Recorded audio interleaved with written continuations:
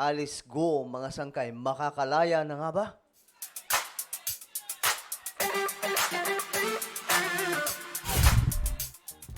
Hey guys, what's up? This is me, Sangkay Jajana. I'm back for another vlog today. Kamusta po kayo, mga sangkay?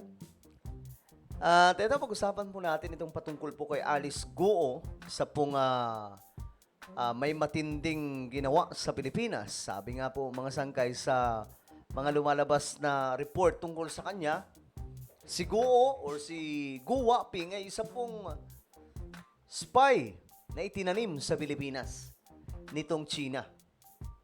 Well, mga sangkay, alamin po natin itong balita ngayon na mukhang makakalaya daw po itong si Alice Go, mga sangkay. At may tanong lang po ako sa inyo na mamaya sagutin nyo po itong mga sangkay sa comment section. Kayo ba ay pabor na makalaya itong si Go? Anyway, bago tayo mag-umpisa, pag-subscribe po muna yung ating YouTube channel. Tayo po ay 1.37 million subscribers na, ilang tulog na lang. 1.4 million subscribers na po tayo at tayo po ay road to 2 million subscribers, dumarami na po tayo dito sa YouTube. Kaya naman kung ikaw ay hindi pa po nakakapag-subscribe, ano bang hinihintay mo? I-click nyo po yung subscribe button na makikita po sa ibaba. I-click nyo po yung bell at i-click nyo po yung all. Okay? Sa mga nanonood po sa Facebook, i-follow nyo po yung ating Facebook page. Sa lahat po ng Solid Sangkay, mag-comment po kayo ng hashtag Solid Sangkay. Alright?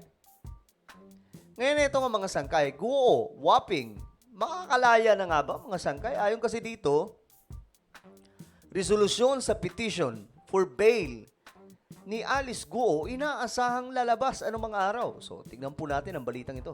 Ongoing kami ng formal offer of the documents for the prosecution. And yun yung the last day kasi ng presentation ngayon. So, submitted for resolution yung petition for bail namin. So, makakapagpiyansa itong si Go, mga sangkay. Ito po ay resolution. Kumbaga, hinihiling po nila sa korte ata, mga sangkay, na payagan sila na magpiyansa. So kapag nangyayari itong mga sangkay, talagang tuluyang makakalaya itong si Go.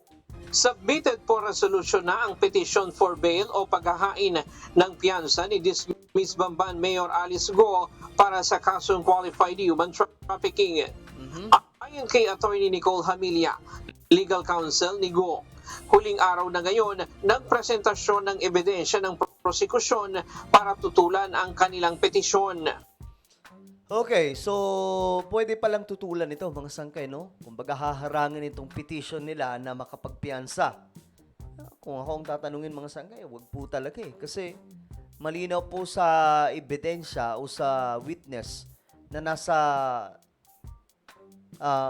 Thailand, mga sangkay, na sinasabi nga itong siguro nga raw po ay isa pong spy na itinanim po sa Pilipinas. Spy po siya ng China. So, paano nangyari mga sangkay na makakalaya itong babaeng ito, diba? Dahil lumampas na sa itinakdang araw matapos ang unang pagdinig sa petisyon, inaasahan na anumang araw ay lalabas na ang resolusyon ng korte. We understand na maraming concerns, maraming accused, marami ding mga witnesses na present si prosecution. So, hindi kakayanin or hindi na kaya talaga kasi tapos na yung 30-day period. So, I think, I can't say kung kailan, pero anytime, siguro up from today or from submission is, ano na yun, anytime yon lalabas na lang yon. And hindi kami papatawag nun, bigla na lang mag-i-issue ng resolutions ang court. O, ayan, mga sangkay, ha? Hinihiling nitong kampo ni Go na makalaya pansamantala. Mangyayari mga sangkay, makakapagpiyansa po sila dito. So, hinihiling po nila sa korte. Ang tanong dito, papayag kaya ang korte, mga sangkay? Sa kabila po ng napakaraming pasabog about kay Go, pagsisinungaling mga sangkay ng babaeng ito, basta-basta na lamang po makakalaya, hindi po ba magiging mahina ang pagtingin ng tao, mga sangkay, sa justice system na mayroon po tayo sa Pilipinas? Kung makakalaya itong si Go Waping? Ang qualified human trafficking ang tanging kasong kinakaharap ni Go na walang piyansa. Gayunman, naghain ng petisyon ang kanyang abogado dahil wala umanong matibay na ebidensya na nagtuturo na sangkot ito sa human trafficking. Without going into details, wala naman pong ebidensya na nagtutukoy talaga na sangkot yung aming kliyente. So that's our main concern or that's our main defense talaga. Dumalo sa pagdinig si Go via video conferencing. Sa ngayon ay nasa maayos na kalagayan naman si Go sa BJMP.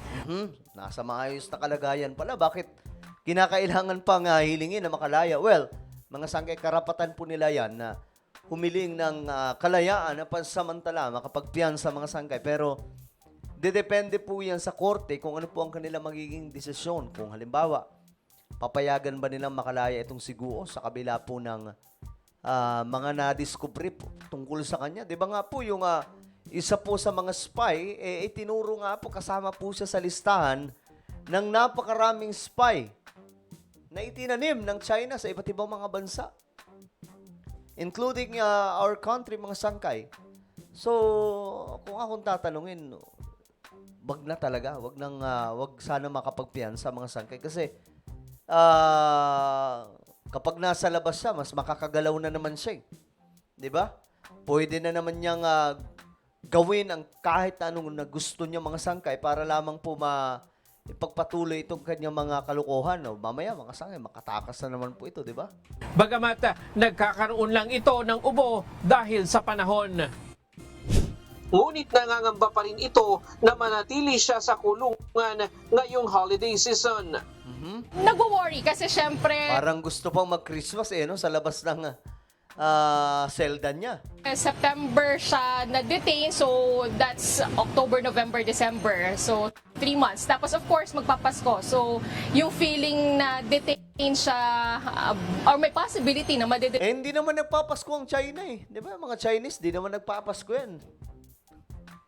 So pwede na siya sa loob, mga sangkay. Huwag na sa labas. Di ba? siya during the holidays is nandun yung worry or burdensome and stress talaga sa kanya.